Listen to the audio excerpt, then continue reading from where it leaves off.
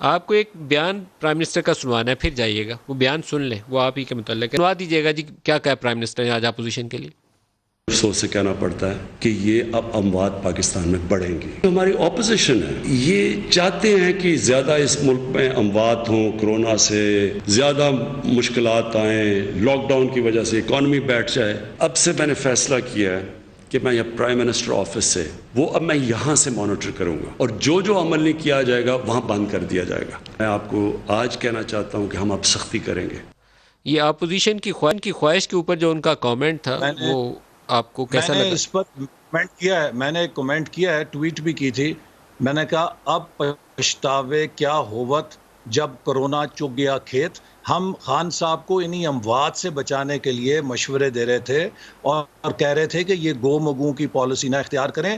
میں آخری پوائنٹ یہ کہوں گا ندیم، پوری دنیا نے کرونا کو یا کووڈ 19 کو پبلک ہیلتھ کا ایشو سمجھ کے ٹیکل کیا ہے۔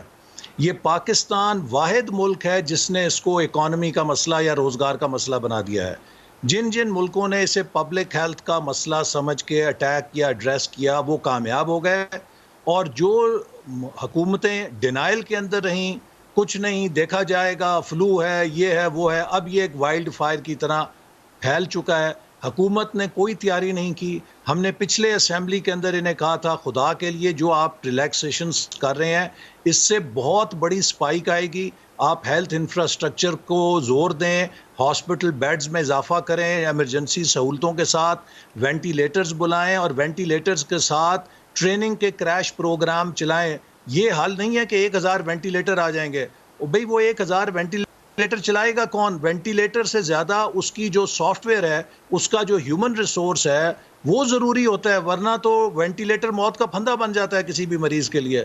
تو بدقسمتی ہے کہ حکومت نے کسی بات پہ سنجیدگی کا مظاہرہ نہیں کیا۔